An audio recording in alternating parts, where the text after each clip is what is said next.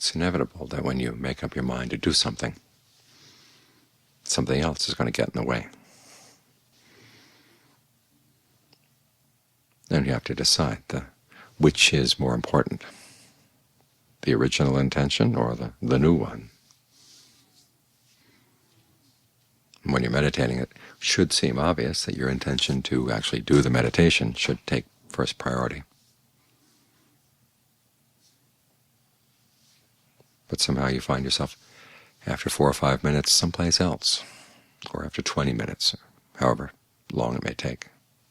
You're thinking about something else.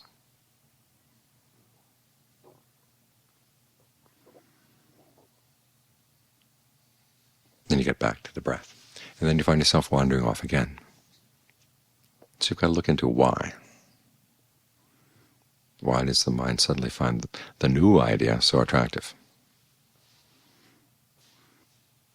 And part of it's simply that mindfulness is weak. The habit of the mind is that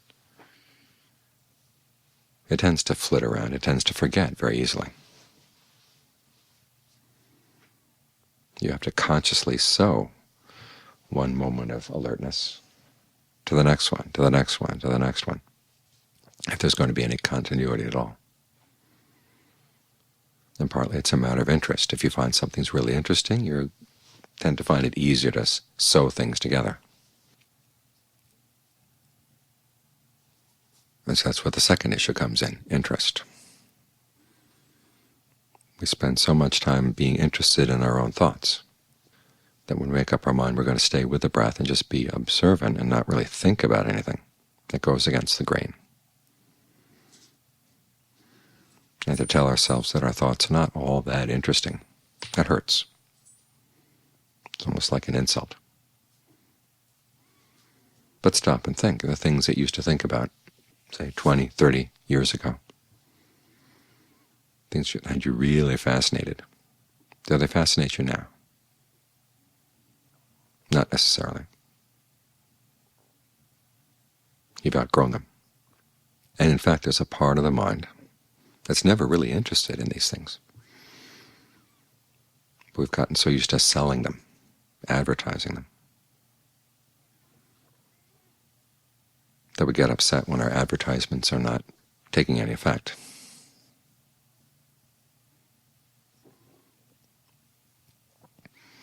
And so this is why one of the most difficult part of dealing with the hindrances, or any kind of distraction in the mind, is recognize them simply as that, as a hindrance.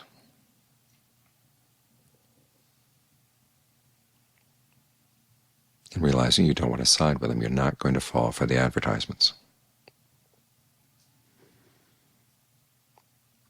That the desire is really for something worthy of desire, or the ill will is for somebody who's actually awful, doesn't deserve any happiness at all. And when sleepiness comes up, you reinterpret it as a sign, oh, the body really is tired, it's time to get some rest. And you can think about all the lack of sleep you've had for the past who knows how many days. And that becomes part of a narrative that convinces you, yes, it is time to take a little rest here.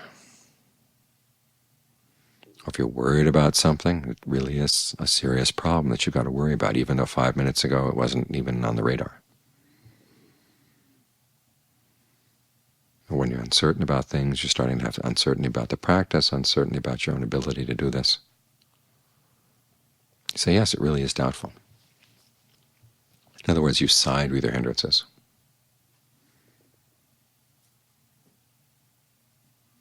It makes it difficult for any of the techniques, any of the traditional techniques to work. And the Buddha gives all kinds of techniques. Just one is catching yourself and realizing this is a hindrance, and coming back to the breath. Then another one, if that doesn't work, is to contemplate the drawbacks of that particular line of thinking. That it's getting in the way of your concentration, or if you were to think that line of thinking for a long time, what kind of behavior would it lead to? And seeing that takes you someplace you don't really want to go. Or you can consciously ignore the hindrance, knowing that it's there, but let it be in some other corner of the mind. Well, you can still stay with the breath. Or you can notice that when you're thinking about things, there's going to be tension in the body. Recognize the tension that corresponds to that particular thought, and you breathe right through it. When that part of the body is relaxed, the thought has no foothold. It goes away. These are some of the techniques. And if you learn how to recognize the hindrance as such, they work. But if part of the mind is still siding with the hindrance, you've got to learn how to ferret it out. And this is where the mind gets tricky, because it knows that it's supposed to be here meditating, so it won't admit openly that it wants to think about something else. So it resorts to subterfuge.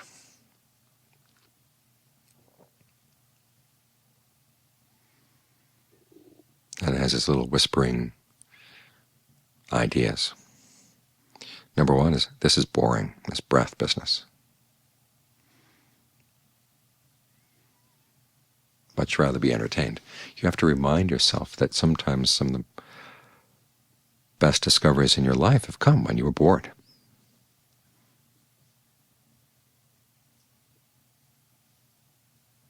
The other day we were over at Palomar, and they were showing the pictures of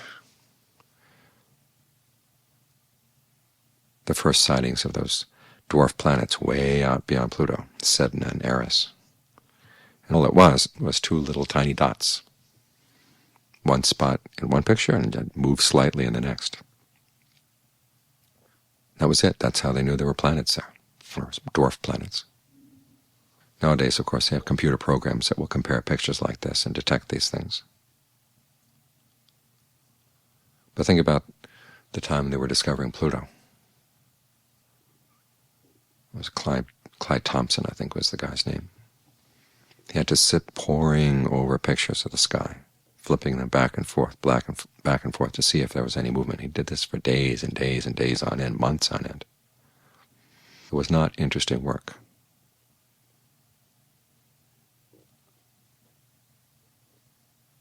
And yet he was able to break through the boredom that would develop around it and stick with it. And he found something important.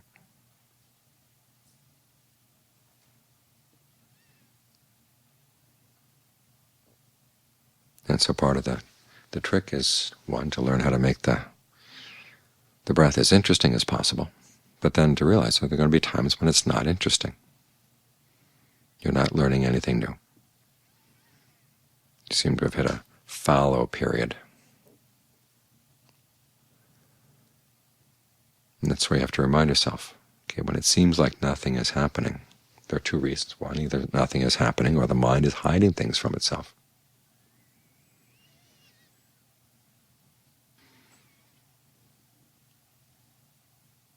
It's like those politicians that would have us believe that they wake up in the morning, all they can think of is, what can I do today for the public good?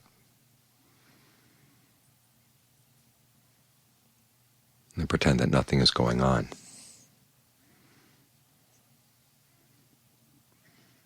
Well, it's not just politicians. Every mind does that to itself.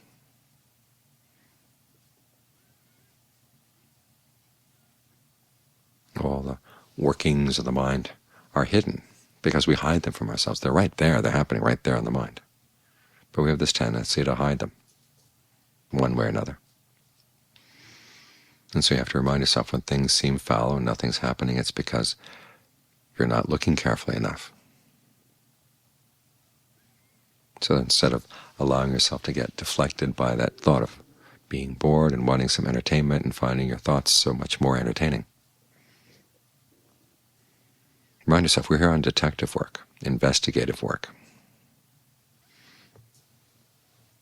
The mind is pulling a fast one in itself, and you want to see through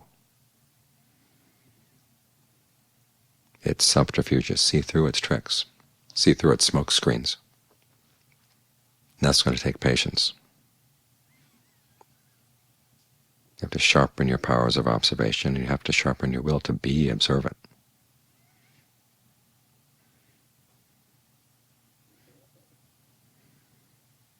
It's like hunting. You have to be very still. and very observant at the same time, because there's something you want to catch.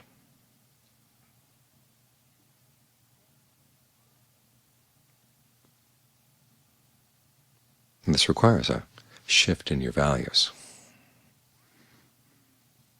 because we too tend to want to be entertained, and we find our thoughts very fascinating.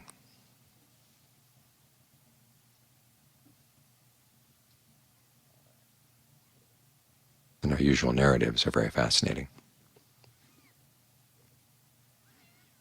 They're part of the mind.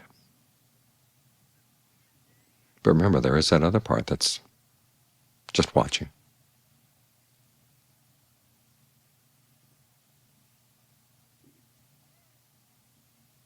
And it's actually functioning all the time. You can be off in a nice dream world, and then something will jolt you back to reality, because there is another part of the mind that's watching for other things going on, and it'll detect them. And so you've got to learn how to highlight that part of your mind, the heedful part.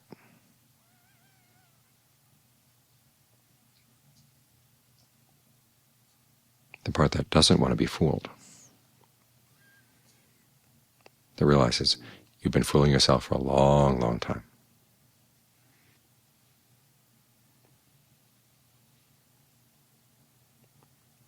And you'd like to see through it. Learn how to activate that side of the mind, the side that really wants to figure things out, wants to connect A to B. When there's A and then there's B, well, why is there? Is there a connection? You want to see that. You've got to watch carefully. Think of any skill you've developed that's required that ability to watch consistently. Like a potter who has to be totally concentrated on the clay and the movement of the hands up the clay. Can't think of anything else at the time. Who can't let herself think of anything else at the time.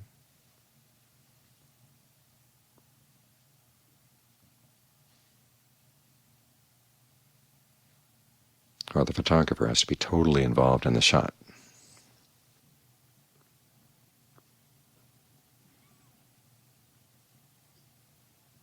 That's the kind of interest, that's the kind of attention you've got to develop.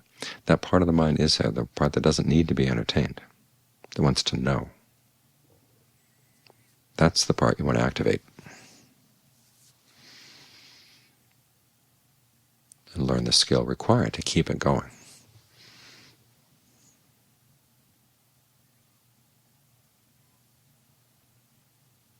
And don't let yourself be fooled by all the old ideas, well, I need entertainment, or I'm just here for the fun. Because remember, the fun is not always fun. A lot of our narratives, a lot of the interests of our lives are things that are going to turn on us someday. So you need to cultivate the part of the mind that's immune to those effects.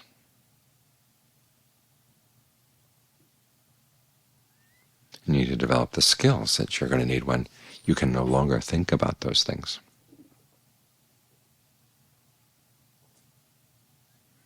I think of my father when he was getting older. His main pleasure in life was woodworking.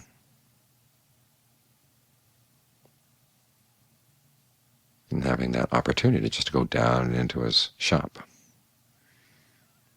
allowed him to survive a lot of issues in the family. But then he developed Parkinson's and couldn't be allowed near the equipment. And it really took a lot out of him. He didn't have that opportunity again anymore, and he didn't have any alternative. That was the problem. There was no alternative.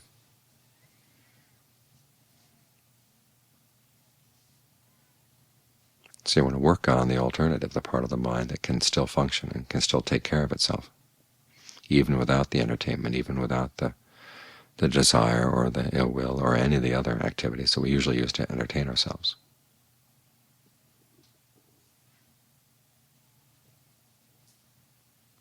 When you can learn how to highlight and activate that part of the mind, then you've got a refuge.